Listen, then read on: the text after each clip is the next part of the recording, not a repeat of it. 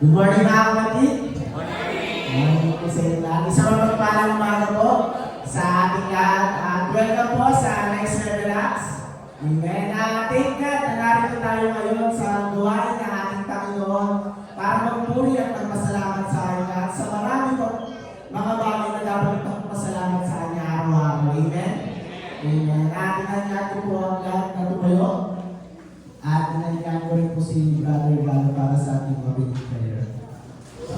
Dakilang Diyos, ang banal ng buhay, ng papasalamat, nagpupuri sa iyong katakilaan sa aming buhay. Salamat po Panginoon sa patuloy na pagkakaloob sa bawat isa ng kalakasan at pribilehyo na kami ay makadalo sa iyong gawain upang ikaw ay aming mapupurihan, mapasalamatan. Umaasa kami o Diyos sa oras na ito na ikaw ang siyang magpapatawad sa aming mga nagawang pagkukulang. Gawin mo kaming karapat-dapat Ama sa paglapit namin sa iyo sa umaga nito. At hayaan mo o Diyos na maibigay namin sa iyo ang pinakamataas na pagpupuri at pagsamba. Tinataas po namin sa iyo ang aming mga kapatid na ngayon ay wala pa sa lugar na ito. Ingatan mo sila, Ama. Dawin mo sila ng ligtas, O Diyos. Makasama namin sila sa isang malayang pananampahan. Inihiling po namin, O Diyos, ang pangunguna ng iyong banal na Espiritu. Paglalamig sa lahat ng iyong gagamitin, lahat ng iyong itatayo sa aming harapan. Lalo tingin sa lalaking gagamitin mo upang magdala ng mga banal na salita. Ang iyong Santong Espiritu, Panginoon, ang siyang manguna sa amin at maramdaman ang bawat isa. Ito po ang aming hinihiling sa iyong dakila at makapangyarihang pangalan. Sa pangalan ng Hesus Kristo. Amen. Alam natin ang ating Diyos na hindi nagbabago. Siya ang ating Diyos noon, kailanman. Amen? At hindi tayo dapat mag-alala sa bukas. Kaya natin ang bukas sa mag-alala sa kanyang sarili. Amen. Praise the Lord. So tayo pangit na masaya sa Panginoon.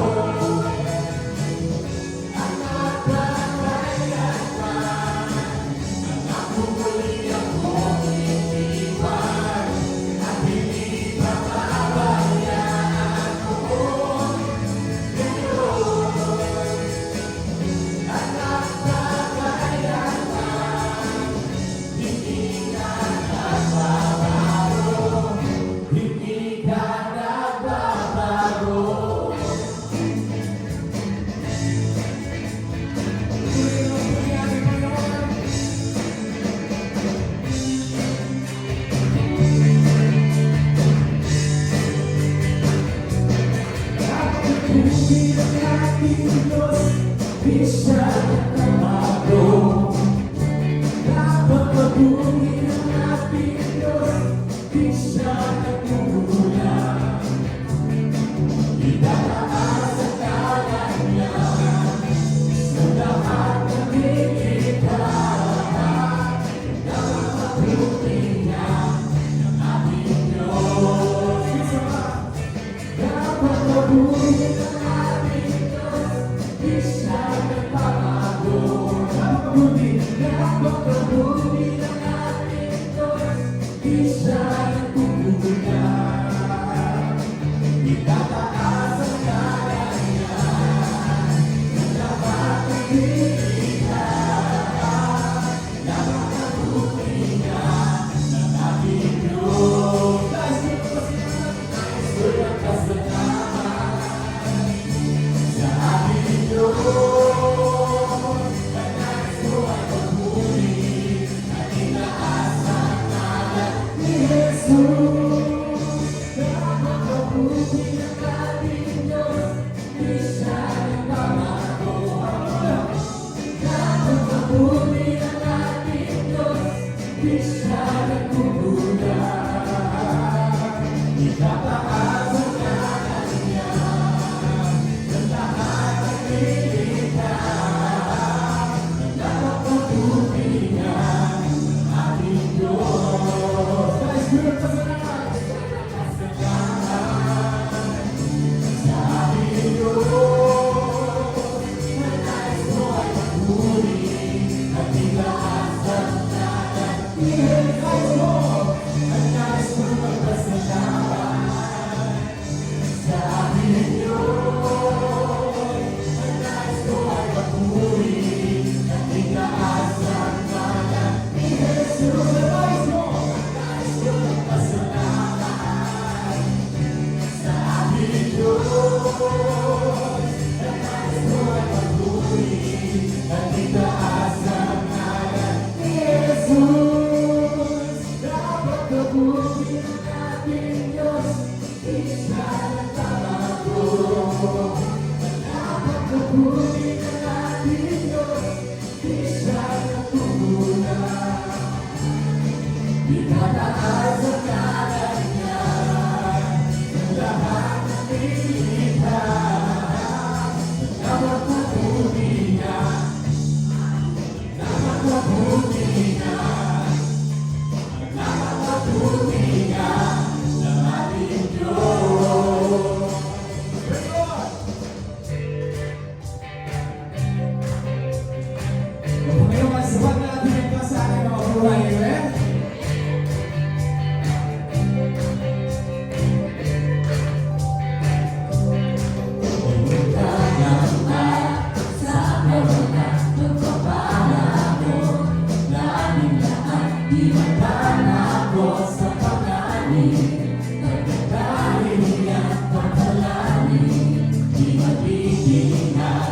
Sa pagsubok, kasama mo, yan matubos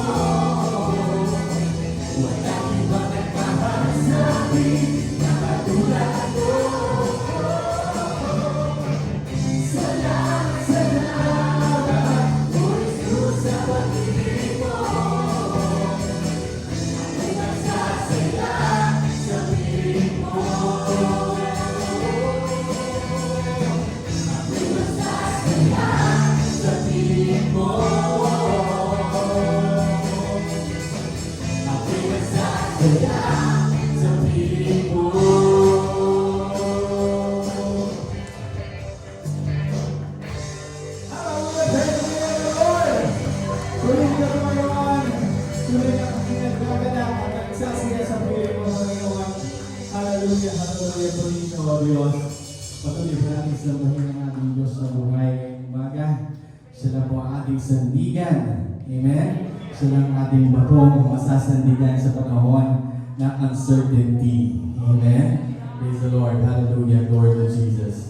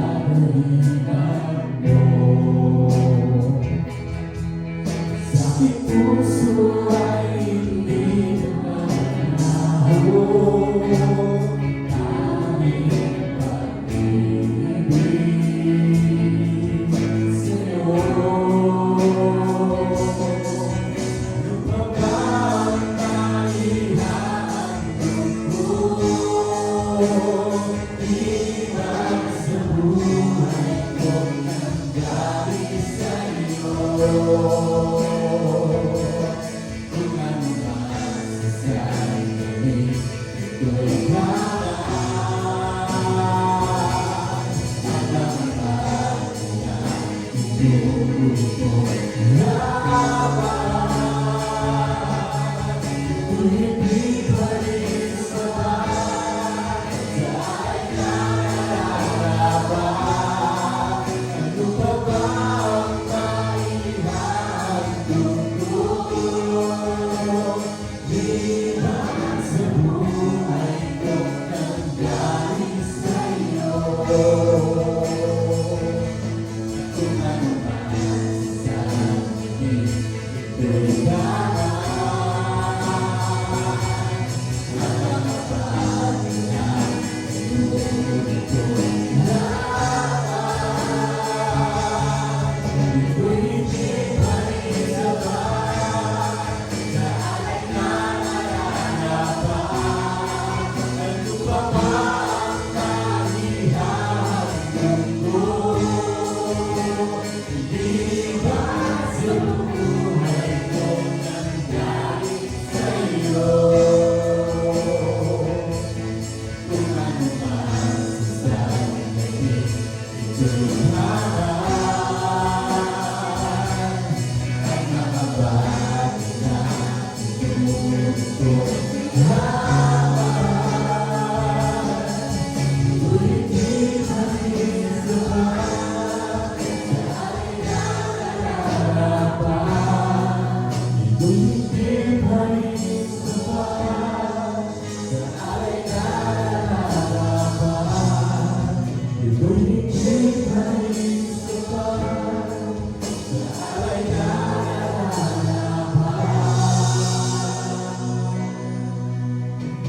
Hallelujah,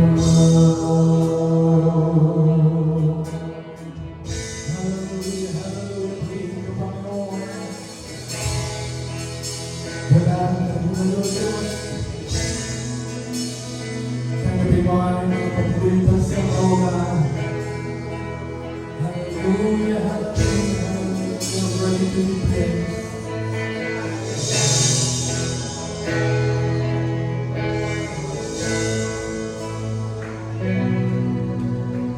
Awitin ko man lahat ng awit sa mundo. Di kaya ilarawan ng kadakilaan mo. Kulang ang lahat ng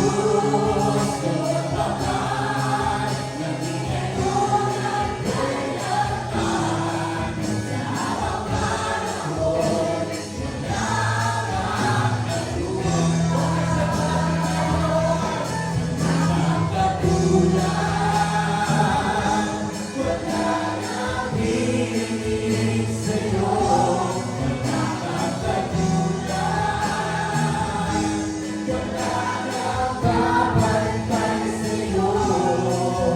Ikaw ang Diyos ng tapat, maging ngayon at kailanman. Sa harap ka naman, wala kang katulad. Wala kang katulad. Wala nang hihigit sa'yo.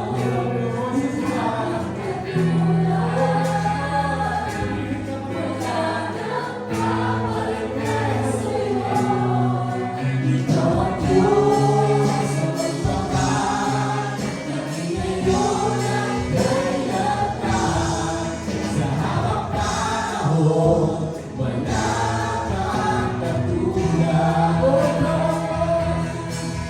Ikaw ang Diyos ng pagpapat, naging ngayon at kailanman. Sa harap ka naman, wala kang katulad. Ikaw ang Diyos ng pagpapat, naging ngayon at kailanman. Sa habang panahon, wala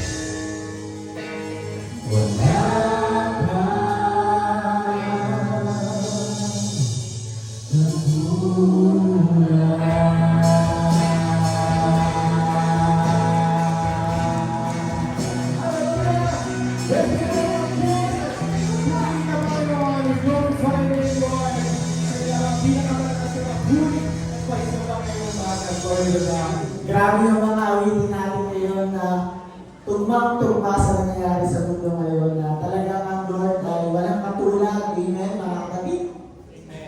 At syempre, hindi nagbabago ang ating Panginoon, di ba? Sabi ni Bawal sa Anta, napakabuti ng ating Diyos, hindi nagbabago at hindi nagkukulang. Amen? Amen. Good morning po muli sa inyong lahat. Morning po. At sa pumalakas na lang po muli sa ating Panginoon. Amen. At yun po, gusto ko muna tanongin na sino na po naapektuhan sa pagtaas ng gasolina ngayon? Amen. Di ba, grabe na yung pagtaas ng gasolina. Itong nangyayari ngayon sa araw na, sa mundo na to. Na nung nakaraan kasi, nagpagas ako, parang pursuit lang ata ng March. Parang one day, tinignan ko 1 day. Tapos ngayon, nagpagas ulit ako nitong Friday.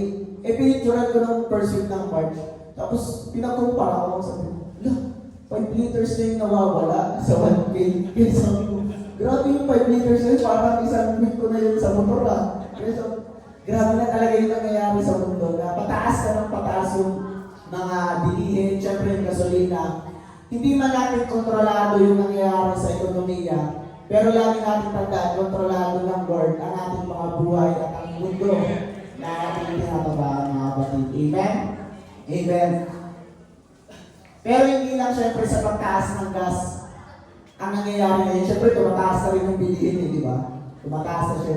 Pero lagi natin tandaan mga kapatid, kahit ano magtaas ng mga bilihin ngayon, hindi mauubos ang biyaya ng Panginoon sa atin. Amen? Kaya tumaas man ang mga bilihin, may Lord ako sa buhay ko. Amen? Amen. Sabi diba sa Philippians chapter 4, verse 19, but my God shall supply all your need according to His riches in glory by Christ Jesus. At pupunan, amen. At pupunan ng aking Diyos ang bawat kailangan ninyo ayon sa kaniyang mga kayamanan sa kalwalatian kay Kristo Jesus. Amen. Kaya wala tayong dapat ikatakot. Ang kailangan lang natin ay manampalataya. Dahil ang Diyos ay tapat noon, ngayon, at kailanman. Amen. Amen. Lord to God. At kaya patuloy lang tayo na sumunod sa ating Diyos at may pusong pagtitiwala sa Kanya dahil ang Diyos ay tapat sa Kanyang mga pangako. Amen. Amen. Mga kapatid, ating po sa pagtatagal, tayo po yung manalangin na sa naligog na handog at ika po. Lord, marami pong salamat sa handog at ika po nito, Lord, na unang-una na nagmumula sa inyo, Lord. Maraming salamat sa mga blessings, sa mga biyaya nito, Lord, na sobra-sobra ang pagpapala niyo po sa bawat isa sa amin ng ako.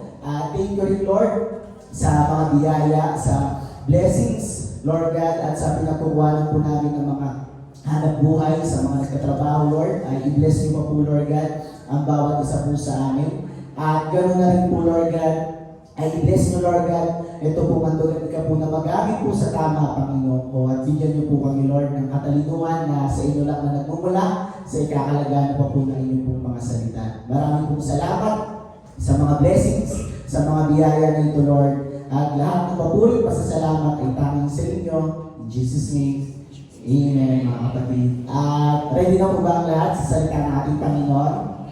Amen po. At di po sa pagtatagalin namin ko po si Brother Gabi para sa salita natin. Tayo po ay patuloy na tatalakay mga kapatid ng ating pong topic para po sa ngayong taon na ito. Ang topic po natin, di ba, naalala niyo po ba? Ang topic natin for the whole year is hashtag empowered, a year of declaration. And for the past Sundays, napakarami na nating mga dinedeclare. Amen? Napakarami na nating mga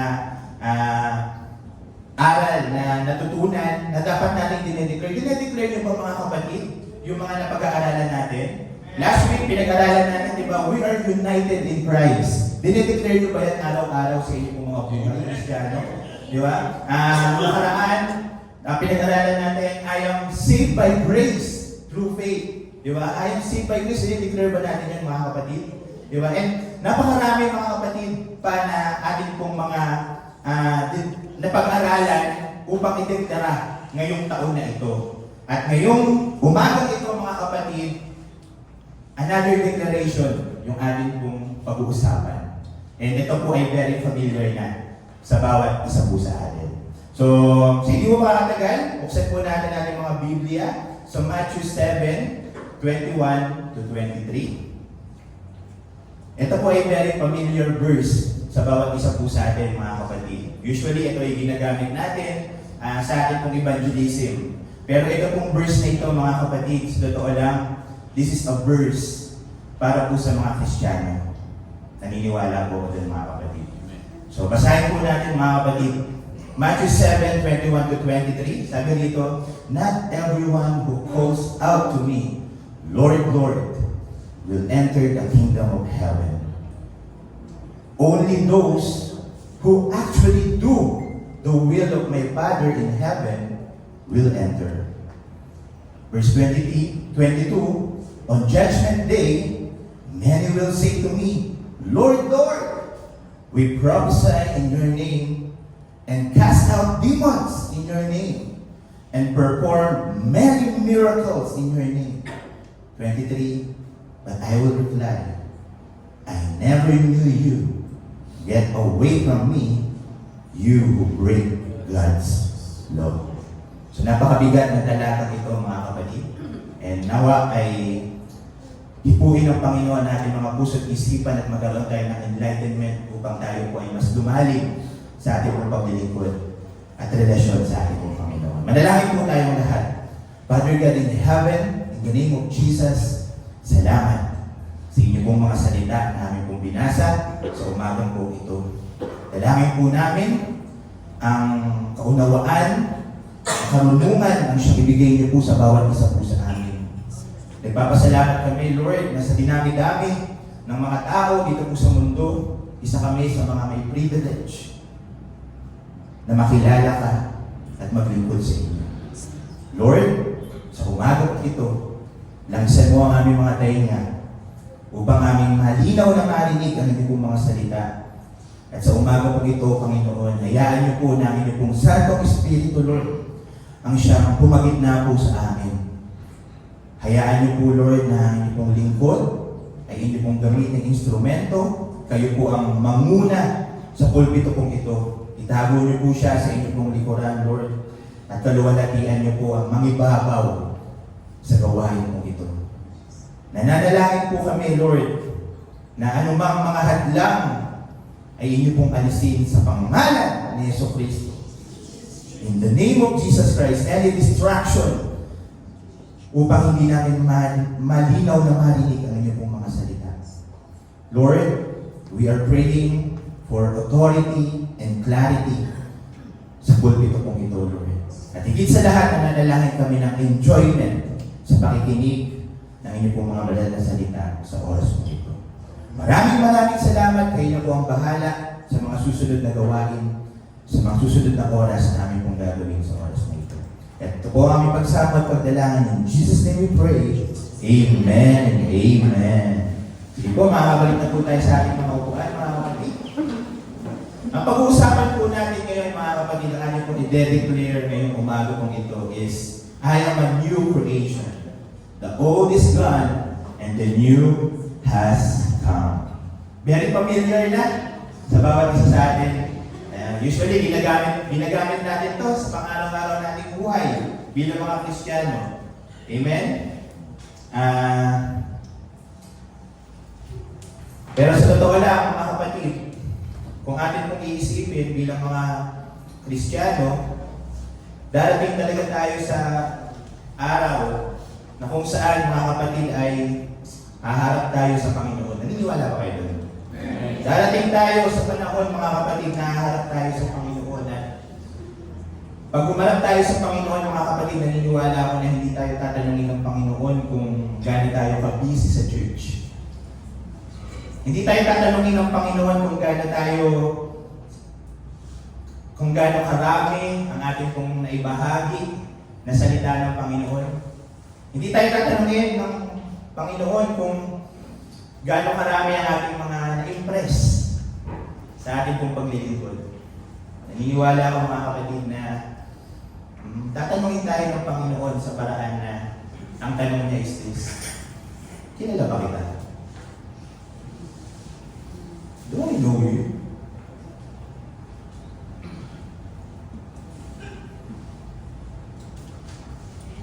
Naniniwala ako, mga kapatid, na yung katahimikan na yan, marahil maging tanong niyo din.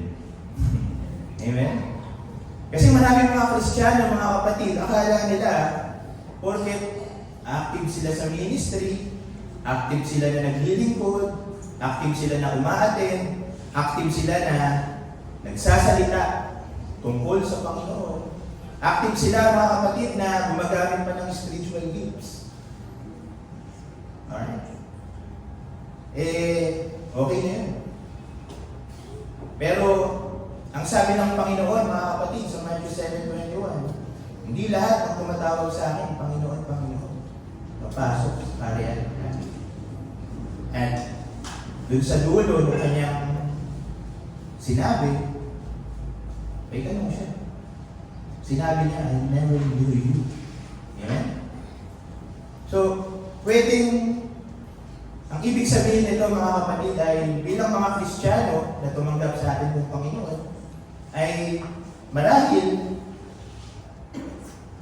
ay may pagkakataon sa ating pong mga buhay na tumanggap tayo sa ating pong Panginoon. Pwedeng tinatawag natin siyang Panginoon, pero hindi siya ang Panginoon ng ating buhay. I guess you're very, mga kapatid. Pwedeng sinasabi mo, Lord, Lord. Pero yun ay Lord kapag may kailangan. Lord kapag nasa kapahamakan. Pero kapag okay, maayos ang lahat, sino ang Diyos sa iyong buhay? Kaya nga may mga pangangaral, mga kapatid, na sabi nila, minsan ang Kristiyano, ang turing nila sa Panginoon, hindi Panginoon, kundi pengi noon. Di ba? Kasi lumalapit na kapag may kailangan. Tapos, between the days of his life or her life, hindi ang Diyos ang kanyang buhay, ang kanyang sarili pa rin. Kaya, marahil, mga kapatid, ito ang isa sa mga delikado na pwedeng mangyari sa atin, mga kapatid, na pagkatapos natin maglingkod, pagkatapos natin gumawa ng mga bagay para sa Panginoon, may tanong ako para sa inyo. Ikaw ba ay kilala ng Panginoon? Amen? Sapagkat pwedeng malapit ka sa gawain ng Diyos, pero malayo ka sa kanyang presensya. Do I make sense, mga kapatid? Amen? Pwedeng nandyan ka ngayon. Nakikinig ka sa akin, pero malayo ka sa presensya ng Panginoon. Pwedeng nasa paligid ka ng Panginoon, pero malayo ka sa kalooban niya. Amen? At dito papasok, mga kapatid, yung verse natin sa 2 Corinthians 5:17. Amen. Amen? Nasabi dito, if anyone is in Christ, he is a new creation. The old is gone, and the new has come. Bilang mga Kristiyano, mga kapatid, napaka-importante na ito po ay ating ma-meditate bilang mga Kristiyano. Napaka-importante na ito ay ating maisip at maalala sa ating pong mga pang-araw-araw na buhay. Kasi hindi naman dito sinabi ng Panginoon na if anyone works for Christ, hindi sinabi na if anyone serves Christ. Amen? Ang sinabi po dyan, mga kapatid, dyan sa scripture na yan, if anyone is in Christ. Amen? Ang ibig sabihin po niyan, ang new creation, ibig sabihin po ng pagiging new creation, sino po dito yung mga nabautismuhan na? Taas ng kamay? Diba? Lahat po tayo mga nabautismuhan na, hindi po ibig sabihin na nabautismuhan ka is nag-upgrade ka ng ugali. Amen? Hindi ibig sabihin na nabautismuhan ka ay mas naging mabait ka. Hindi po ibig sabihin yun, gano'n mga kapatid.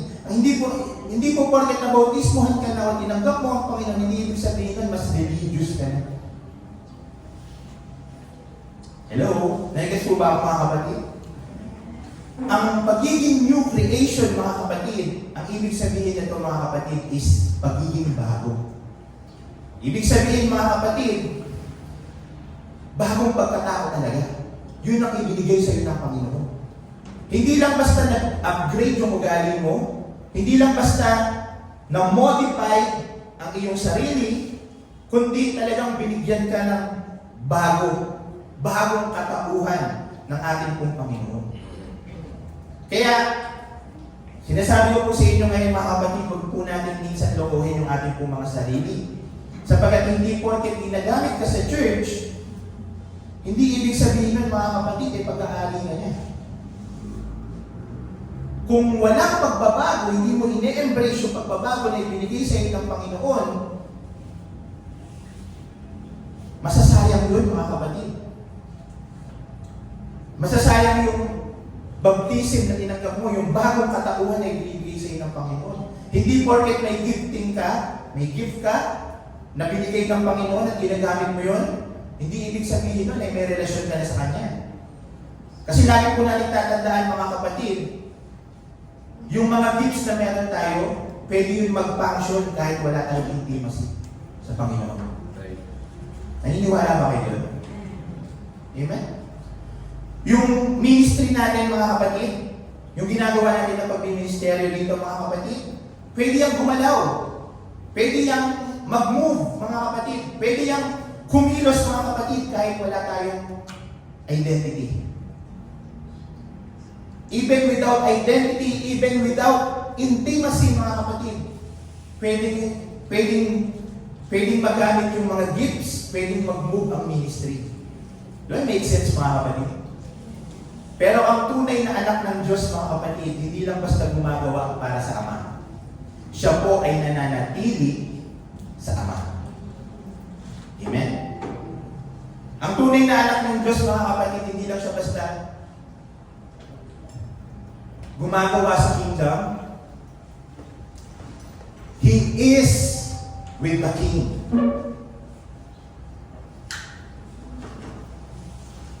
Kaya, mga kapatid, sa oras na ito, ang tanong ko sa inyo, ikaw ba ay nasa Kanya? O ginagawa mo lang yung mga bagay para sa Kanya? Kasi that's a big difference. Amen? Yung ginagawa mo lang yung mga bagay para sa Kanya, pero iba yung nasa Kanya. Sa Kanya. Nasa loob ka ng kalooban niya. That's a big difference. Amen? Seryoso na. Napakaseryoso nyo mga kapatid, di ba? Napapaisip ba mga kapatid? Di ba? Napakabigat kasi ng topic natin.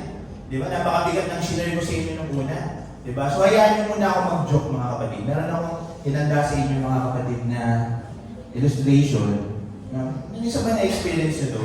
Nung New Year, di ba? Nung bagong taon, sabi ng mga tao, di ba, sa inyo, magbago ka na. Magbago na tayo. Di ba? Kasi New Year eh. Di ba? Pero kapag nag-birthday ka, nasasabihin ng mga tao sa iyo, sana huwag ka magbago. Di ba? Ang gulo-gulo ng mga tao eh. No?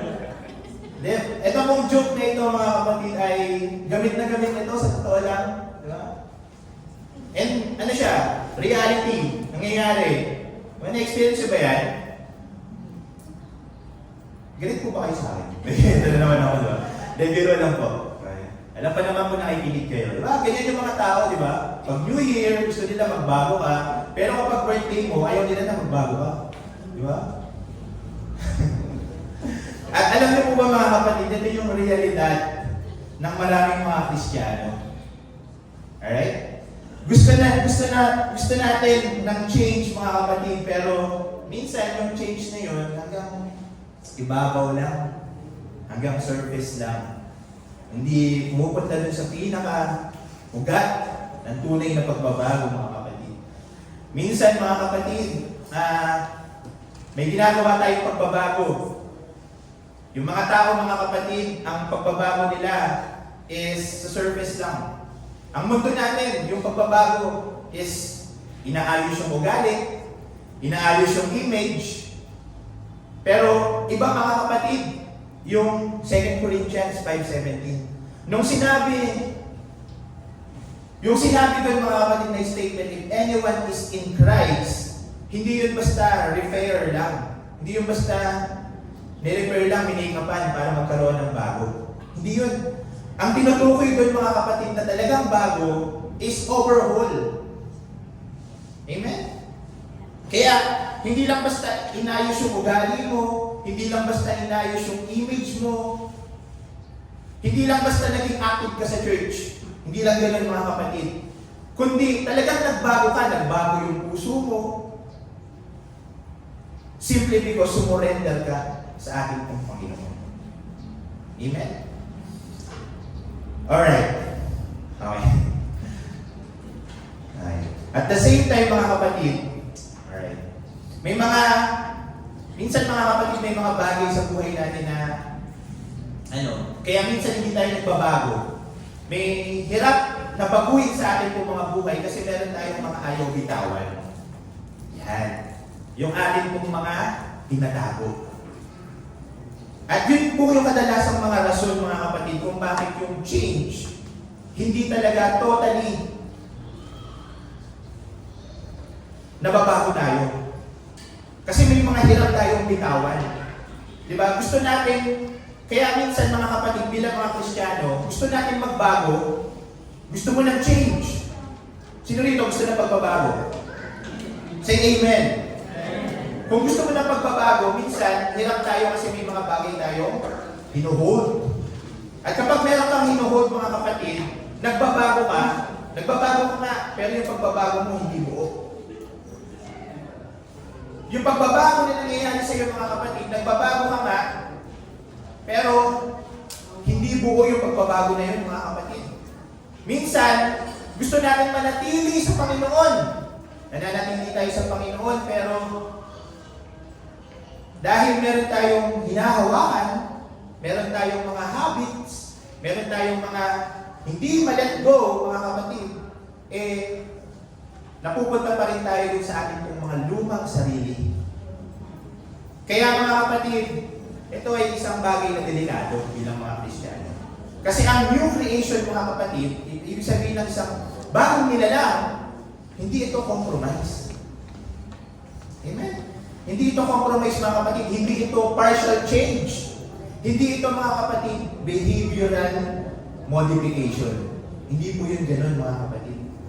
Ang change na tinutukoy dito talaga mga kapatid is total transformation. Yun po yung tinutukoy doon mga kapatid. Hindi ka lang basta inayos, talagang ginawa kang bagong ating pong Panginoon, mga kapatid. Kaya, kumbaga, ang magiging tanong natin, mga kapatid, kumbaga parang bilang mga Kristiyano, dapat hindi tayo nagtatanong na nagbago na ba ako? Di ba may mga ganun bilang mga Kristiyano, magtatanong ka, nagbago na kaya talaga ako? Tapos tatanungin pa yung kasama niya, nagbago na ba ako? Di ba? Kasi bilang mga Kristiyano, nung ikaw ay nabautismuhan, mga kapatid, talagang binago ka na ni Kristo. Binago ka niya, mga kapatid. Kaya ang tanong dapat, mga kapatid, ay hindi kung nabago na ba ako. Kasi talaga namang binago ka na ni Kristo. Ngayon, ang pinakatanong talaga dyan, mga kapatid, namumuhay ka ba bilang bago? Hello? Kasi yun yung tanong doon, mga kapatid. Dapat hindi natin tinatanong yung ating mga sarili kung nagbago na ba ako.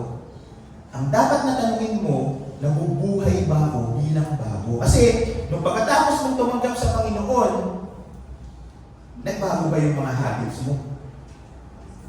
Nagbago ba yung ating mga ginagawa sa buhay? Amen? O baka hanggang ngayon, chismosa ka pa din. Mas lumala pa yung magiging chismosa. Bakit? Kasi, nasa social media.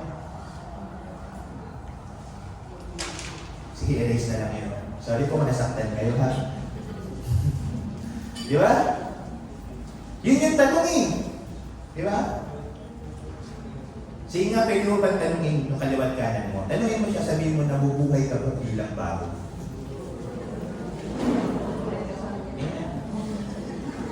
Kasi sa Matthew 7, mga kapatid, sa Matthew 7, yung unang verse na binasa natin, mga kapatid, di ba? May mga tao doon, di ba? Sa totoo lang, yung mga tao doon, ang dami nilang ginagawa. Hindi sila kulang sa activity. Hindi sila kulang sa strategy. Hindi sila kulang sa spirituality. Kasi nga, they cast out demons. Amen? They serve God. Amen. Pero bakit gano'n? At the end of the day, hindi sila kilala ng Diyos.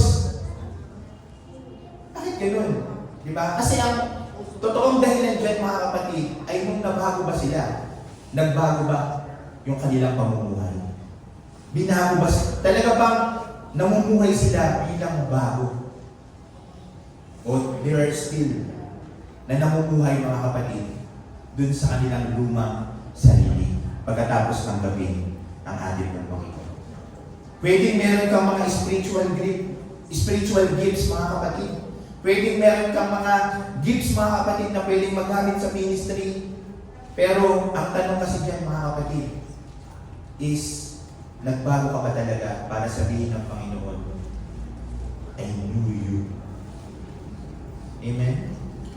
Huwag naman sana dumating yung punto, mga kapatid, na pagkatapos ng lahat ng paglilingkod na ginawa natin, mga kapatid, pagdating natin sa langit, ang sasabihin ng Panginoon sa atin, hindi kita kilala. Kasi hindi ka namumuhay bilang bago. Make sense? Amen? Kaya, mga kapatid, sa oras na ito, mga kapatid, hindi sapat, mga kapatid, na malapit ka lang sa gawain ng Panginoon. Hindi sapat na umahatid ka lang ng gawain ng Panginoon. Pero malayo ka naman sa kanyang presensya. Yung tipong, nagsisimba ka naman. Pero bakit ganun? Hanggang ngayon hindi ko pa rin nararamdaman ang presensya ng Panginoon. What's wrong? Kailan yung huling beses nga na napuspos ka? Nung tumanggap ka sa Panginoon, ikaw ba ay napuspos na ng Espiritu Santo ng Panginoon? Kasi pwede mo tanungin ang sarili mo right now. Kung hindi ka pa napupuspos, baka may ginagawa ka na until now,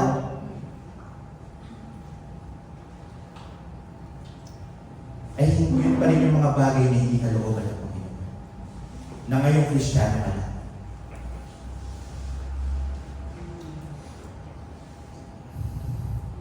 Hindi sapat na ginagamit ka lang, mga kapatid. Dapat talaga kinikilala mo siya bilang iyong Panginoon at personal na nakapagligtas. Simply because you are a new creation. The old has gone and the new has come. Amen? Kaya nga, mga kapatid, napaka-importante talaga nung tayo po ay nabautismuhan, dapat ang next na ginagawa natin, mga kapatid, is we change the habit from old self papunta to new self. Dapat ganun. Dapat meron tayong ganun, mga kapatid. Kasi tatanungin talaga kita ulit, mga kapatid.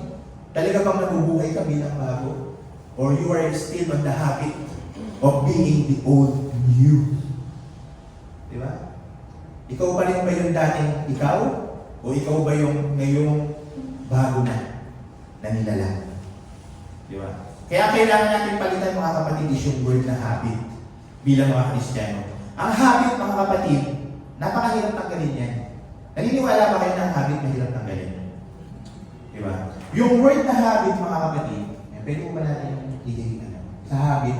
Yan, meron tayong habit dyan. Yung Lord of the Rings habit. Di ba? Mga hobbit. Ayan. Yung habit, mga kapatid, di ba mahirap tanggalin ang habit? Ibig sabihin ng habit, ano ibig sabihin ng habit? Yung nakasanayan. Amen? Yung mga nakasanayan natin sa ating old self, tanong ko sa inyo, unti-unti na bang nagbabago? Amen? We try our best ba para yung mga old habits na yan papalitan ng bago? Amen? Kasi ang habit talaga napakahirap tanggalin. Sa totoo lang.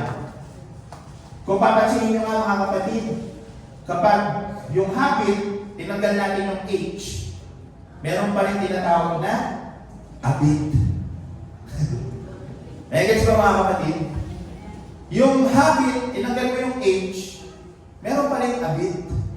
Di ba? Kaya yun talaga. Halimbawa, ikaw yung tao na naninigarilyo, Kristiyano, tapos naninigarilyo ka. Di ba? Habit mo na talaga, maninigarilyo. Di ba? Gusto mo tanggalin yung maninigarilyo mo, habit mo na nga siya. Unti-unti mo siya tinatanggal kasi mahirap. Alam naman natin ang struggle. Amen? Kaya, tanggalin mo yung H, struggle pa rin. Meron pa rin habit. Di ba? Pero sabihin na natin nagtagumpay ka. Di ba? Natanggal mo yung B. Meron pa rin bit.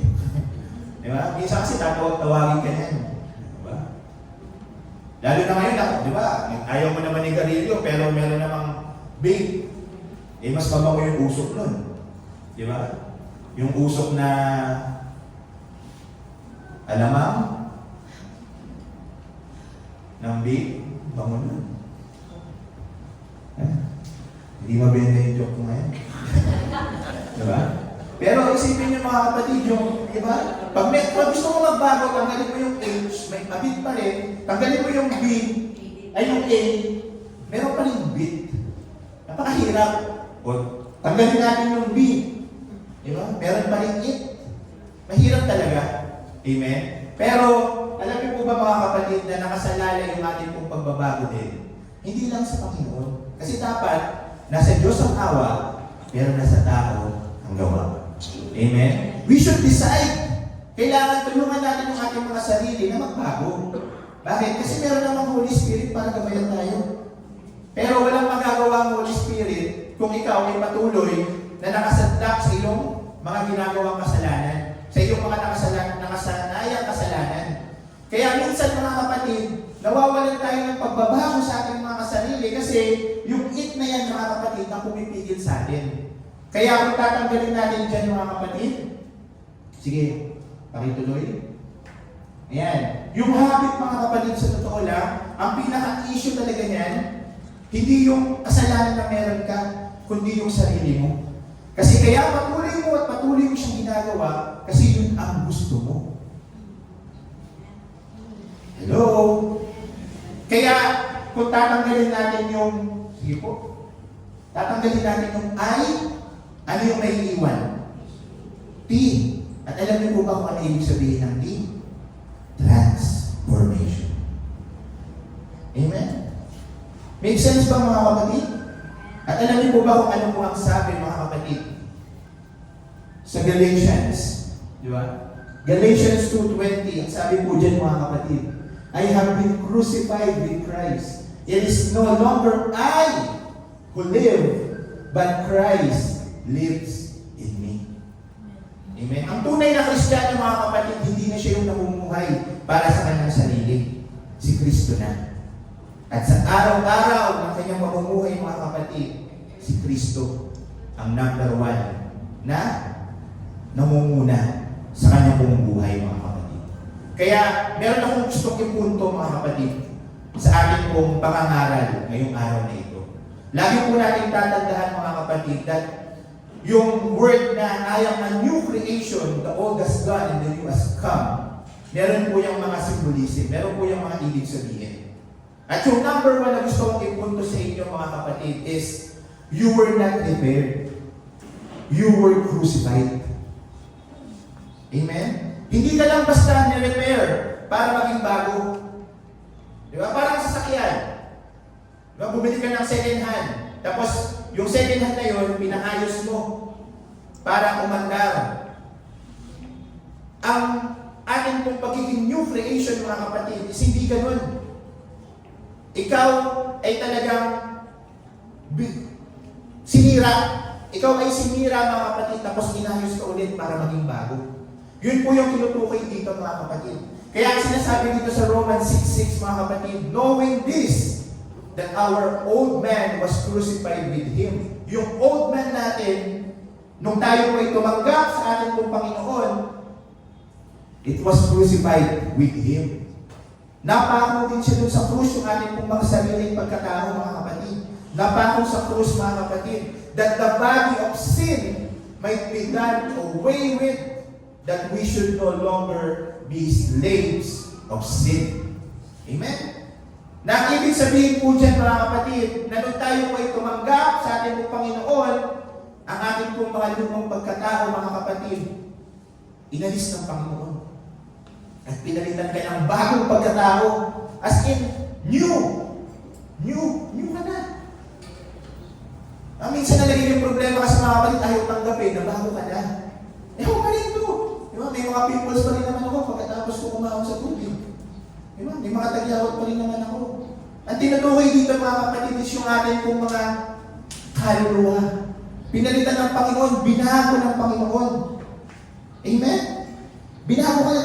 Maniwala ka man sa akin, hindi binago ka ng Panginoon, mga kapatid. Naalala ko, mga kapatid, meron kami binautismohan ni Papa. Ito po ay aking pong boss. Binautismohan namin ito dun sa may Marville, sa may Taytay. Opo.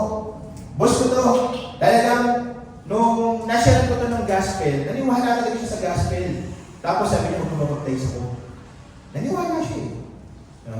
Tapos, nung nabautismohan siya, everyday, lagi na kami nagba-Bible study. Lagi kami nag-sharing ng Word of God, mga kapatid. Tapos, dumating yung punto, mga kapatid, na dun sa Bible study namin, nag-decide ako na itigil na natin itong Bible study na ito. Alam niyo ba kung bakit, mga kapatid? Kasi sa hinaba-haba ng aming session, mga kapatid, everyday, nag-session kami, nag-Bible study, dahil kami nag-sharing kami ng Bible study, mga kapatid. Pagkatapos niya mabautismohan, pagkatapos niya mag-sharing ng Word of God, alam niyo po ba, mga kapatid, ang sabi niya, hindi ako naniniwala na inalis na ng Panginoon yung aking mga kasalanan. Oh, yun yung sabi niya. Ang sabi ko sa kanya, alam mo ba na ikaw ay white as snow na? Wala na yung dati mong pagkatao. Inalis na. Pinalitan na ng Panginoon yung libro mo ng iyong buhay. Yung susunod na kabanata, bago na yung pass mo, in-erase na ng Panginoon nung ikaw ay nabautismohan. Alam niyo kung ano sabi niya sa akin? Hindi ako naniniwala. Sabi ko, bakit? Totoo yun. Sabi niya sa akin, walang ganun. Pinakita ko pa sa kanya yung mga verses. Ayaw na. Hindi ba ako bago? Sabi niya. Ako pa rin to. Sabi niya. And I found out, mga kapatid, kaya pala siya ganun. Ay kasi siya po ay hiwalay pala sa kanyang asawa. Nalaglagan siya ng anak. Hindi pala nalaglagan, mga kapatid. Siya ay nag-commit ng isang mabigat na desisyon sa kanyang buhay na yung kanyang, dahil sila ay nagkagulo ng kanyang asawa, yung kanyang dinadala, So, ibig sabihin, nung siya ay nabautismuhan, mga kapatid, pag-ahon niya sa tubig, dun sa kanyang kasalanan of the past, meron pa rin siyang guilt feeling. At ayaw niyang maniwala na kung talagang nagsisi siya at nag-repent siya, siya ay pinatawad ng Panginoon. Ayaw niyang maniwala doon, mga kapatid. At ngayon, nung dati, mga kapatid, kami po ay nag-uusap, pinakilala ko pa siya kala pastor kasi may problema. Kaya din sa kanyang, yung ganun, yung mga tawag doon, yung hiwalay, annulment. Minsan, mga kapatid, hindi natin tinatanggap sa ating sarili, mga kapatid, na we are a new creation simply because we are guilty sa ating mga kasalanan ng past natin. Hello? Marahil hindi nyo nagigets yung aking pong naging illustration kasi wala ka dun sa sitwasyon niya. Pero, mga kapatid, kung ikaw ay tumanggap talaga at nag-repent ka sa Panginoon ng iyong buong puso, nung pag-ahon mo sa tubig na yan, mga kapatid, talagang bago ka na. Amen.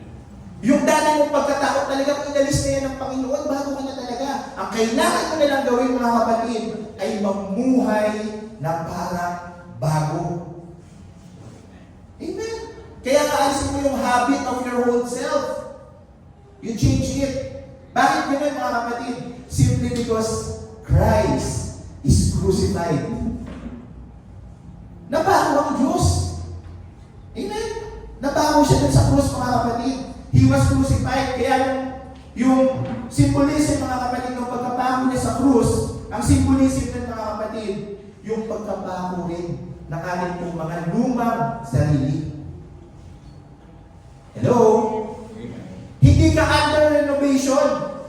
Ikaw ay brand new. Mga kapatid, hindi ka under renovation. Ikaw ay brand new person. Hello? Ayaw na mag-agree? Ikaw ay bagong nilalang, mga kapatid. Hindi ka lang basta piliks. Amen? Ikaw talaga, mga kapatid, ay ipinako kasama si Kristo nung ikaw ay tumanggap doon. Sa Kanya, mga kapatid. Ibig sabihin, mga kapatid, sa madaling salita, mga kapatid, you are not work in progress. Hindi ka ganun, mga kapatid. Hindi ka work in progress sa iyong lumang sarili, mga kapatid. Hindi kayong dating tao, mga kapatid, na sinusubukan magbago. Hindi ikaw ganun, mga kapatid. Sa madaling salita, mga kapatid, ikaw ay pinatay. You are dead. At pinalitan ng bago. Ikaw yun, mga kapatid. Nung tinanggap mo ang Panginoon, mga kapatid, pinatay ka ng Panginoon. Paano ka namatay sa iyong sarili? Di ba nung bago ka tumanggap sa Panginoon, nag-repent ka? Nung nag-repent ka, mga kapatid, pinatay ng Panginoon ang iyong sarili. Pinatay mo ang iyong sarili, mga kapatid. Nung pinatay mo ang iyong sarili, anong next na ginawa natin? Di ba? Lumubog ka na sa tubig. Nung lumubog ka sa tubig, ang sinisimbolize noon ng yung paglilibing kay Jesus Christ. Ibig sabihin, nililibing mo din ang dati mong pagkatao. Amen? At yun, mga kapatid, yung dati mong pagkatao na yung mga kapatid, yung mga past mo, yung mga dati mong kasalanan, nandun na yun sa tubig, mga kapatid. Iniwan mo na yung doon, mga kapatid. Kapag hindi kayo naniniwala doon, mga kapatid, anong silbi na nandiyan ka? Amen? Kasi maniwala ka man sa akin o hindi, ganun ang ginawa sa iyo ng Panginoon. Amen? Amen ka. Kaya dapat bilang mga Kristiyano, talagang meron kang confident that you are a new creation, mga kapatid. Amen? Instead na sinasabi mo na ganito lang ako, nagbabago pa lang ako, hindi, mga kapatid. We start declaring, mga kapatid, na ikaw ay nabubuhay kay Kristo. We start declaring, mga kapatid, I am a new creation. Pwede ba kung sabihin natin yung mga kapatid? Declare natin, mga kapatid, I am a new creation. Diba? Sa madaling salita, if you are a new creation, iba na yung desire mo, iba na yung direksyon ng buhay mo. Amen? Iba na yung buhay mo, mga kapatid. You are not a repaired version of your own self, but you are a brand new person, completely powered by Christ Jesus. Amen? Pwede po ba natin palakpakan ng Panginoon? Hallelujah. Kaya next time, mga kapatid, na bumabalik yung pattern of your own yung pattern ng iyong dating habits, mga kapatid, huwag mong i-entertain yun. Bulong lang yun ng diablo, mga kapatid. Bulong lang yun, mga kapatid. Parang sinasabi sa iyo, yung sinasabi sa iyo na hindi pa ikaw yan. Diba? Hindi ka pa nagbabago. Huwag ka maniwala doon, mga kapatid. Ikaw ay bago na dahil kay Kristo mismo na napako doon sa krus ng Kalbaryo. Amen? Amen po ba, mga kapatid? Amen. Kaya sa oras na ito, mga kapatid, di ba? Kung babalikan natin Galatians 2:20, I have been crucified with Christ. It is no longer I who lives, but Christ lives in me.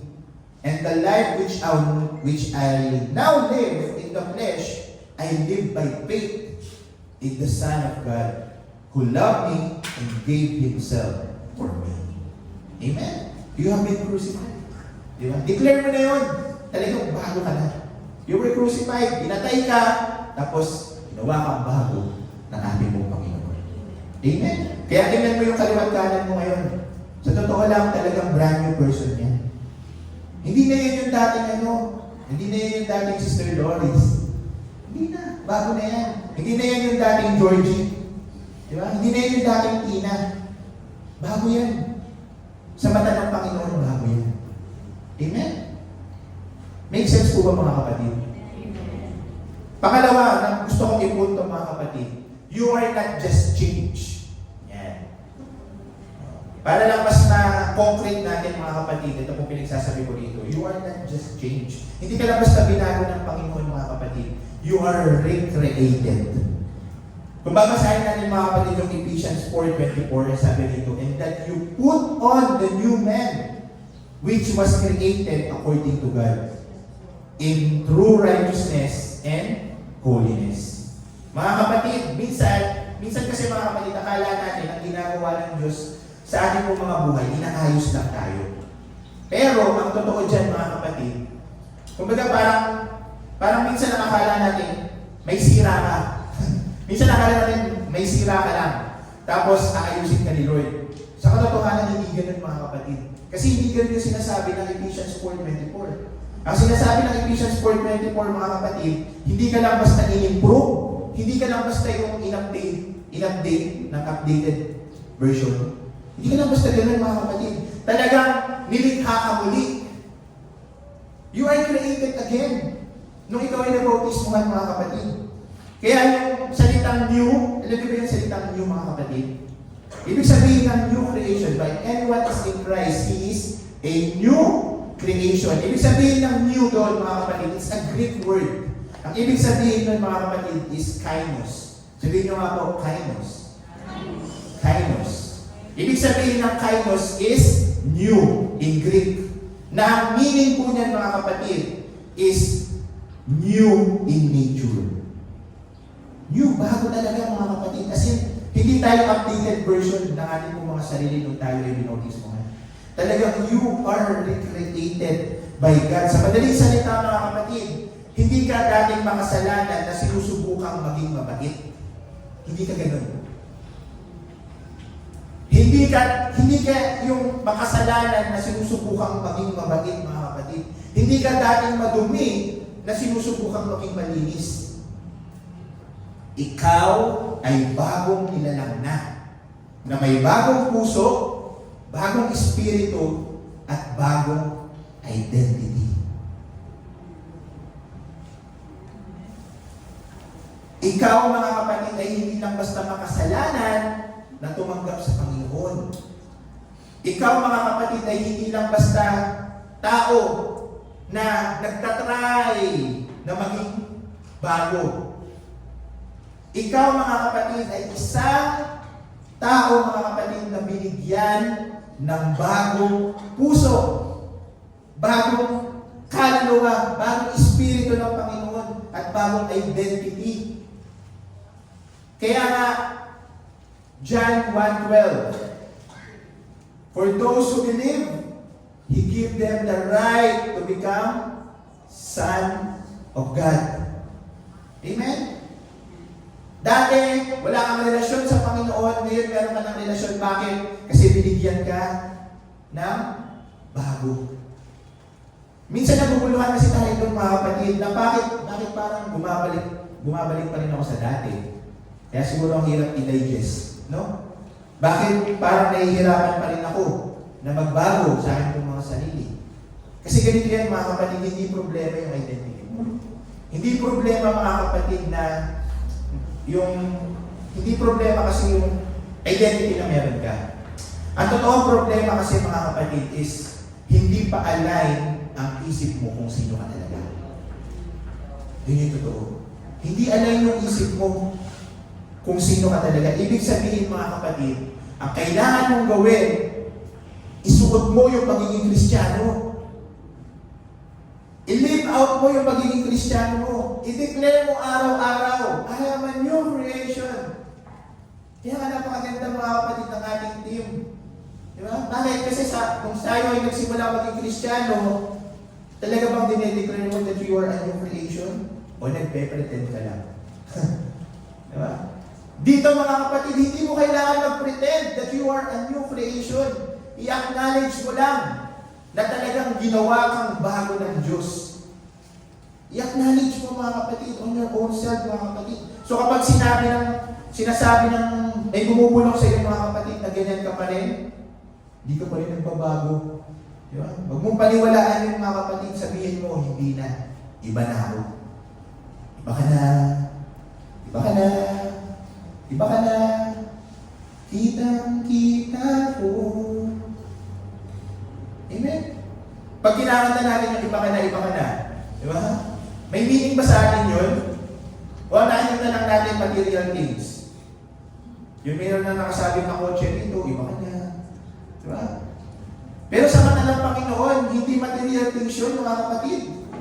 Ang tinitingnan doon ng Panginoon, yung bago mong heart. Yung bago mong espiritu, mga kapatid. Amen? Yung past mo, mga kapatid, tapos na yun. Nung ikaw ay nabautismohan. Hindi na yun yung identity mo na meron ka. Kailangan mo lang i-live out yun, mga kapatid. Paniwalaan mo yun, mga kapatid. Di ba? Hindi ka lumang bahay, mga kapatid, na inayos lang. Yan yung sinasabi ko, mga kapatid. Ikaw ay giniba, tapos tinayuan ng bago. Ganun ka. Amen? Ganun yung naging example ko kasi real estate, salesperson. Diba? Pero yun yung totoo, mga kapatid. Diyos mismo, mga kapatid, ang nagsasabi nun sa iyo, ikaw ay bago na. Righteous and holy. Yun yung sabi sa Ephesians 4:24. Diba, in true righteousness and holiness, mga kapatid. Hindi ka nagtatry na maging righteous. You are righteous in Christ. Kaya nga, mga kapatid, sa totoo lang, mas madaling magbago. Bakit? Kasi you are, di ba, with Christ. You are in Christ, nandun ka sa kalooban niya. Kaya dapat mabilis talaga magbago. Mabilis tayo magbago, mabilis tayo mag-adapt patungo dun sa pag-relasyon natin sa Panginoon. Kasi yun na yung bago ng pagkatao eh. Amen? Kaya dapat mabilis yun, hindi ka nahihirapan. Pero the reason why nag-i-struggle tayo, mga kapatid, kasi you don't live and acknowledge it that you are a new person. Holy ka na, mga kapatid. You have been set apart from this world. You are a new creation, mga kapatid. Pinapaligan ko lang po ba yung preaching na ito, mga kapatid? Diba? Gusto ko lang po kasi, mga kapatid, na yan ipagtuldulan sa inyo that we are a new creation. Huwag na tayong mamuhay, mga kapatid, sa lumang ikaw. Lumakad na tayo sa ating bagong pagkatao bilang mga Kristiyano. Amen? Kaya bilang mga Kristiyano talaga, mga kapatid, magsalita tayo bilang Kristiyano. Magsalita tayo na bagong Kristiyano. Minsan Kristiyano ka na, pero hanggang ngayon negative ka pa rin. Di ba? Kristiyano ka na, pero yung mga sinasabi mo, di ba? Walang pananampalataya. Ibahin mo na yun, mga kapatid. Ngayong Kristiyano ka na, ngayong tinanggap mo ang Panginoon, magsalita ka na may pananampalataya. Ngayon, mahirap yung buhay, pero subukan mo. Di ba? Sabihin mo lagi, yes, mahirap yung buhay, pero kasama ko ang Diyos. Diba? Hindi ako mahihirapan, God will provide. Dapat ganoon ka na magsalita. Amen? Kapag tayo mga kapatid, ay mga Kristiyano, mga kapatid na merong dinedeclare that we are a new creation, mga kapatid, hindi tayo hindi tayo mga mukhang laging nag-worry. Diba? Hindi tayo mga mukhang laging talunan. Tayo ay mga Kristiyano, mga kapatid, na mananagumpay. Amen? Bakit? Kasi you are a new creation, mga kapatid. Ikaw ay anak ng Diyos. Amen? You are a new creation, mga kapatid. Kaya i-declare natin sa ating mga sarili, mga kapatid. Di ba? I-declare natin, mga kapatid, I am a new creation. Di ba? Sabay-sabay tayo, mga kapatid. I am a new creation. I am righteous and holy. Hindi na ako yung dating ako. Bago na ako. Amen? Praise the Lord. Hallelujah. Yung pangatlong gusto kong ipunto, mga kapatid, bakit kailangan mong i-identify yun, mga kapatid? Simply because your old identity can still speak, but it has no authority over you. Your old identity can still speak, but it has no authority over you. Very powerful to, mga kapatid. Kapag ito ay ating pong naunawan at naiintindihan. Kasi maging honest tayo, mga kapatid, sa ating mga sarili, mga kapatid. Kahit alam mong bago ka na, alam natin yan, minsan, bumabalik talaga eh. Diba? Alam mong bago ka na, pero bumabalik talaga. Ganyan ka pa rin, ganito ka pa rin. After lahat ng ginawa mo, diba? Kanino ka pa rin kumakapit. At the end of the day, sa sarili pa rin, hindi pa rin sa Panginoon. Amen? At ang masakit dyan, mga kapatid, minsan may mga external voices tayong naririnig, mga kapatid. Di ba? Na para bang sinasabi, hindi ka pa rin nagbabago. Amen? Pero, kahit na naririnig mo yung lahat ng iyon, mga kapatid, wala yung authority over you. Wala yung kapangyarihan laban sa iyo. Kahit na sabihin nila, hindi ka pa rin nagbabago. Decline mo yun. Ako yung may authority. Diba? It has no authority over you, mga kapatid. You use your faith. I am a new creation. The old has gone, and the new has come. Amen? Kahit na merong mga familiar voices, mga kapatid, sabihin mo sa iyong sarili, bago na ako. Bago na ako. Yung mga bagong baptize natin, diba? Yung mga bagong baptize natin, mga kapatid, bagong nilala ka na talaga. I-acknowledge mo yun. At kapag meron kang naririnig na sinasabi, may bumubulong sa iyo. Diba? Pwede yung literal, pwede yung spiritual. Diba? Huwag ka maniwala doon, it has no authority over you. Just continue sa pagbabago. Hebrew 10:14, mga kapatid, sabi po rito, you have been perfected forever. Diba? Sabi po rito, for by one offering, He has perfected forever those who are being sanctified. Sa madaling salita, mga kapatid, ibig sabihin yan, mga kapatid, hindi ka trial version. Yung identity mo, hindi trial version. Alam niyo yun? Hindi ka trial version, mga kapatid. Hindi kayo tinatawag ng pending approval ng Panginoon. Hindi ka under observation. Hindi ka ganun, mga kapatid. Ikaw ay final. Ikaw ay finished na. Finished product ka mga kapatid. You are sealed with the Holy Spirit. Kaya wala nang authority over you yung iyong old self. Amen? Meron kang kapangyarihan, mga kapatid, na talagang paglabanan ng iyong lumang sarili, mga kapatid. Because you are sealed by the Holy Spirit. Yung mga maririnig natin na hindi ka worthy, diba? Huwag mo nang paniwalaan yun, mga kapatid. Yung mga sinasabi na hindi ka legit. Diba? Balik ka na lang sa dati mong pagkatao. Kasi ang mga tunay talaga, mga kapatid, na binago ng Panginoon, ito medyo controversial kung sasabihin ko sa inyo. Hindi bumabalik sa pagiging Katoliko. Hello? Ibig sabihin, mga kapatid, hindi bumabalik sa pagsamba sa Diyos-Diyosan. Hindi bumabalik sa idols, mga kapatid, because you know what your identity is. Alam ko na. Amen? Kaya pwede po ba natin, mga kapatid, na siya sa atin din minsan yung ating mga sarili? Kasi mamaya, Kristiyano tayo, pero, di ba? We are still,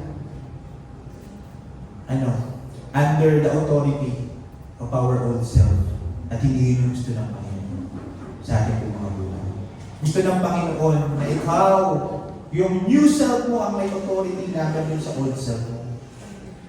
Amen? Because you are a new creation. The old has gone and the new has come. Amen? Pwede kang isang Christian, pwede kasi na isang Christian na maingay, pero walang authority. Pwede kang isang Christian na narinig, pero wala namang kapangyarihan. Nagigets po ba yung punto ko, mga kapatid?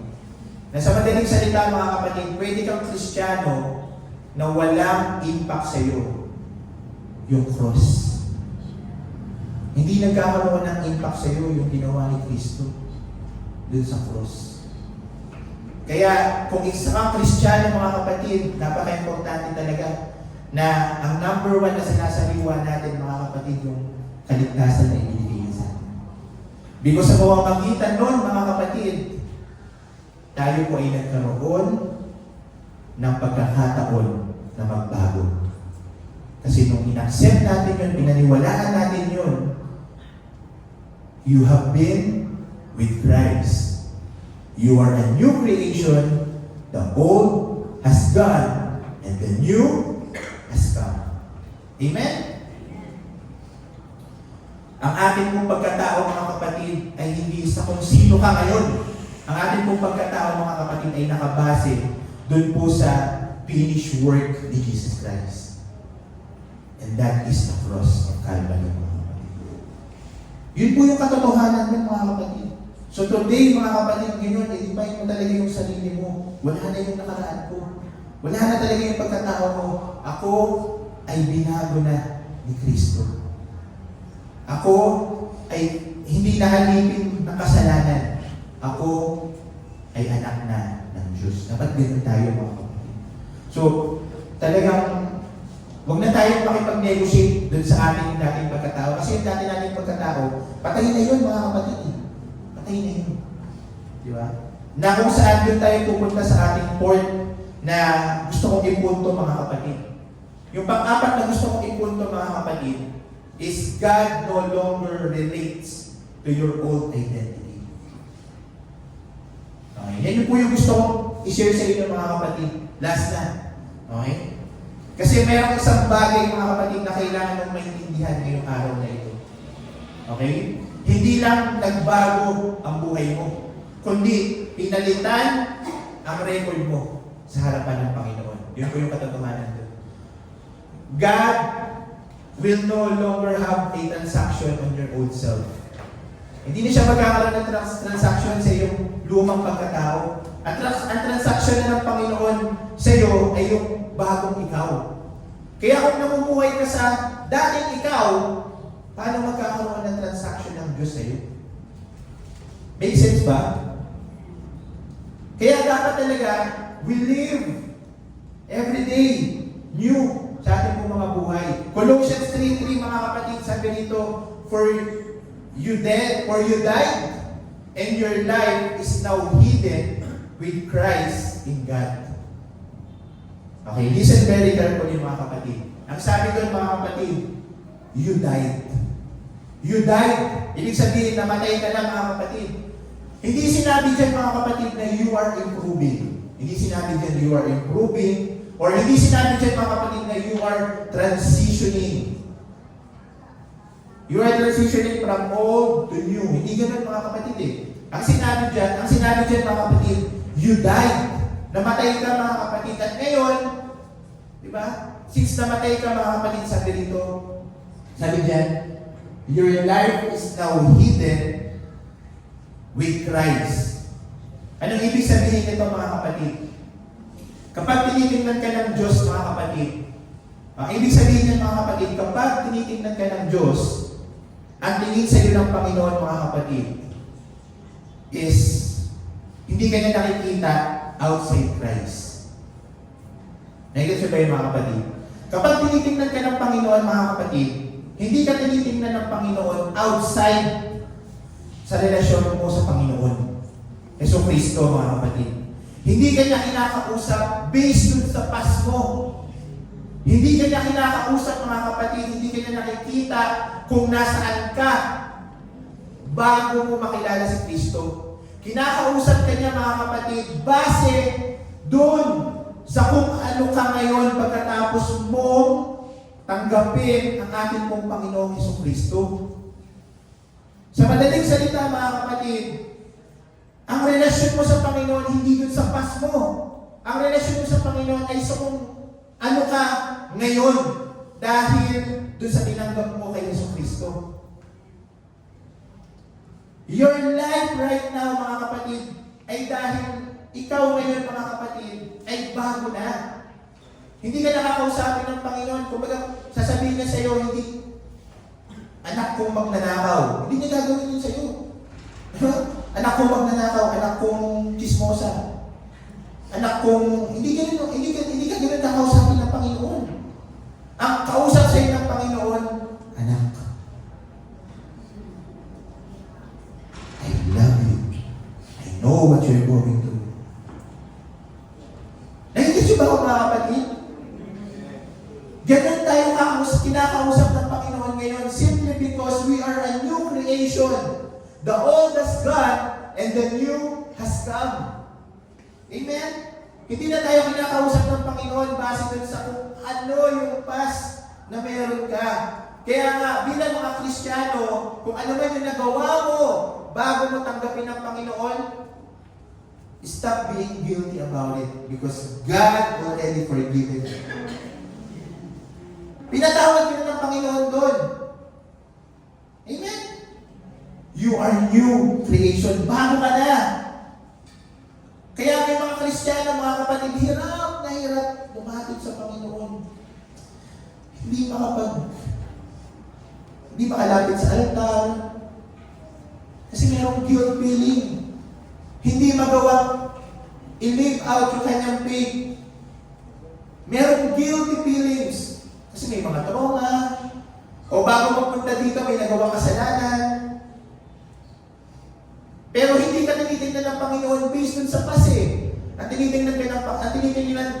sa iyo ng Panginoon right now ay kung ano ka ngayon. Ngayon mismo kung ano ka nandyan ngayon. Kaya pwede mo talaga siya kausapin. Hindi mo na kailangan ng priest para lumapit sa Panginoon. Direkta na. Because you are a new creation. Di ba? Sabi nga dyan mga kapatid, your life is now hidden with Christ. Ano po ibig sabihin nun mga kapatid? Itinago ka ng Panginoon. Tinatago ka ng Panginoon sa kanyang mga palad. Hide me now under your wings. Cover me within your mighty hands. Nagiging ba yung mga kapatid? Ganyan yung bigat na meron tayo mga kapatid, ngayon tayo ay mga Kristiyano na. Yung relasyon natin dun sa Panginoon mga kapatid, ay talagang ibang-iba na. Kaya talagang we can freely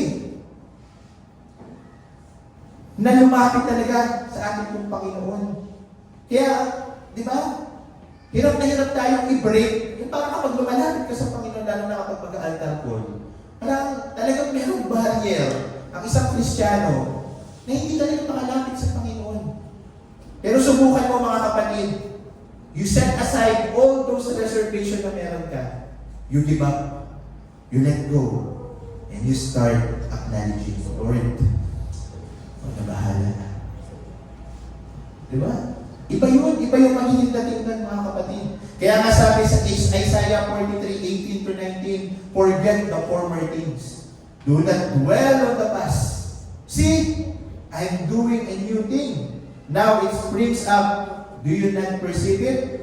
I am making a new way in the wilderness and streams in the wasteland. Hindi lang ito basta commandment, mga kapatid.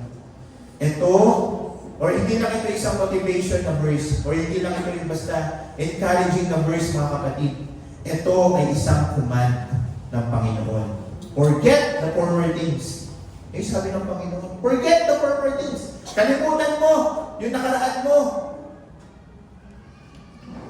Bakit? Kasi hindi ka na doon naka-anchor. Hindi na naka-anchor doon yung identity mo. Yung iyong identity right now, hindi naka-anchor doon sa iyong nakaraan.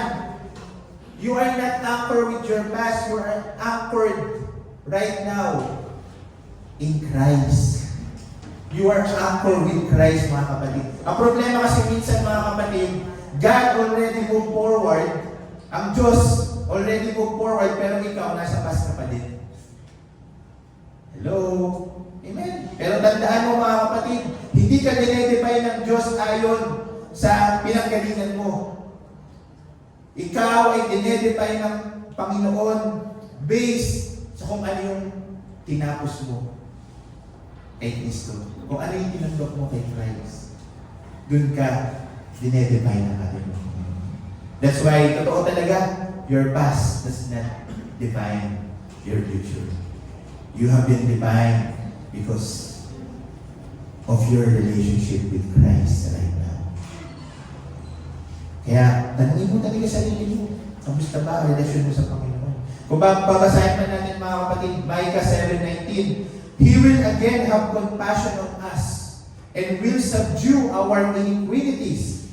You will cast all our sins in the depth of the ocean. Ulitin ko, mga kapatid. Sabi rito, He will again have compassion on us. He will subdue our iniquities. You will cast all our sins in the depth of the ocean. Mga kapatid, nung nabasa ko ito, mga kapatid, isa lang ang nasabi ko, ay grabe. Alam niyo kung bakit? Kasi hindi ka lang basta pinatawad. Hindi ka lang basta pinatawad. Sabi, yung lahat ng mga naging kasalanan mo, itinapon. Itinapon. Saan tinapon? Sa kailaliman ng dagat. Tapos, ikaw bilang Kristiyano, binabalikan mo pa yung mga kasalanan mo na yun. Eh, tinapon na nga ng Diyos yung mga kasalanan mo. Make sense ba, mga kapatid? Hello? Hirap ba? Ayaw niyo ba kinig ko yung mga kasalanan nyo? Di ba kapag amen? Yung mga kasalanan natin bago tayo tumanggap sa Panginoon, tinapon niya na yan, tinapon sa dagat. At hindi lang basta dagat, sa Mariana Trench, tinapon. Kailaliman eh. So, ibig sabihin, mga kapatid, nung tayo, mga kapatid, ay tumanggap sa Panginoon, talagang wala na. Bago ka na talaga. Binigyan ka na ng bagong puso, binigyan ka na ng bagong espiritu, binigyan ka ng bagong identity, tapos yung dati mong kasalanan, itinapon ng Diyos. Woo! Di ba kayo masaya naman? O ayaw nyo, gusto nyo, hindi, kasalanan ko, tuwakin lang to. Hello mga kapatid. Di ba? O siguro walang makakaintindi ng mga nagsasabi mo dito. Di ba? Kaya mga kapatid, hindi na binabalikan yung past. Hindi na binabalikan. Simply because you are a new creation, the old is gone and the new has come. Hindi na ginagamit yung past mo laban sa iyo ngayon. Hindi na. Kasi bago ka nang nilalang. Hindi na basihan yung kung ano ka dati. Ang basihan na ay kung ano ka ngayon kay Kristo. Diba? Romans 8.1 mga kapatid. Sabi dito sa Romans 8.1, there is therefore now no condemnation to those who are in Christ Jesus. Praise the Lord. Diba? Are you in Christ right now? Ang sabi dyan mga kapatid, there is no condemnation. Wala na. Diba? Sabi dito, who do not walk according to flesh, but according to the Spirit. Praise the Lord. Diba? Take note mga kapatid na no condemnation. Ibig sabihin ng no condemnation, kasi wala. Hindi sinabi dyan mga kapatid na less condemnation. Hindi sinabi na minimize. Diba? Ang sinabi dyan, zero. As in zero. Hindi ka huhusgahan mga kapatid. Bakit?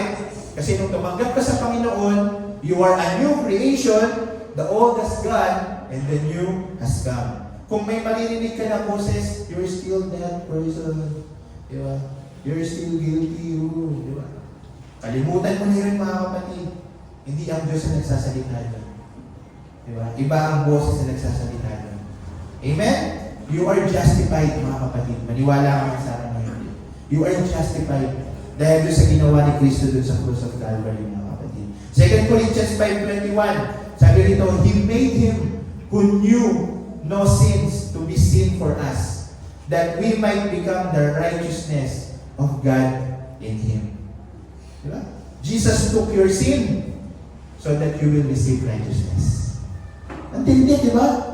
And yung isang bagay mga kapatid na dapat natin ipagpasalamat sa Panginoon ngayong umaga ito.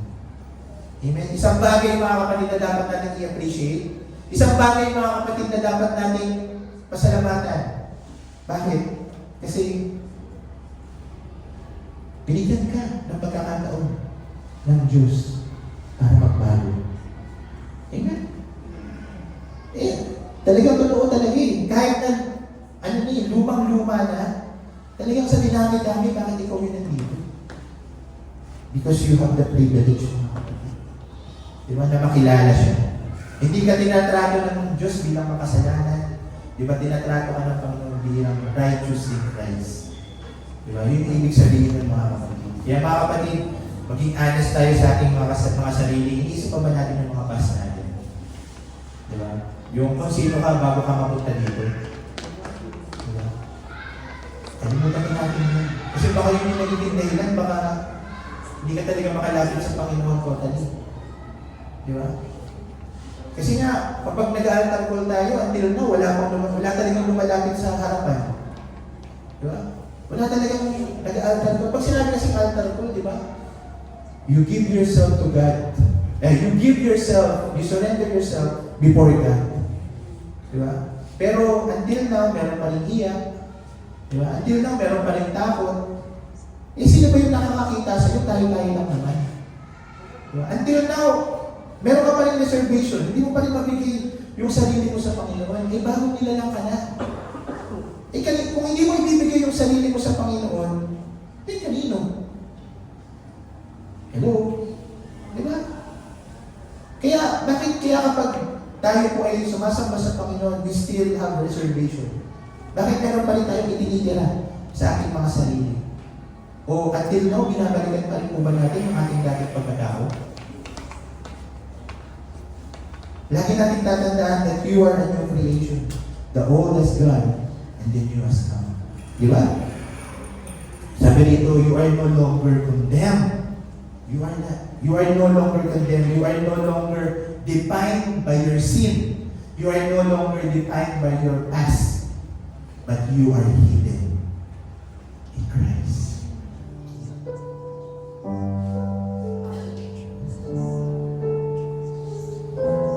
Thank you.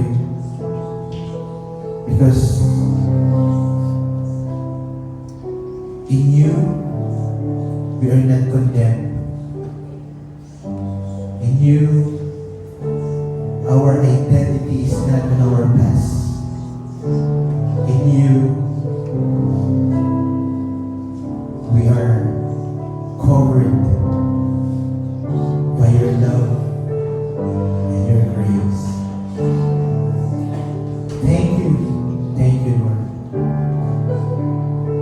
Salamat po sa inyong mga salita, Panginoon, na inyo pong ibinigay sa amin ngayong umaga po ito. At dalangin lamang po namin, Lord, na nawa lagi po namin maalala that we are a new creation. The old is gone and the new has come. Lagi niyo pong ipaalala sa amin, Panginoon, na kayo na po ang aming Diyos. Na kayo po ang nag-alis sa amin pong mga lumang sarili at nagbigay sa amin ng bagong buhay.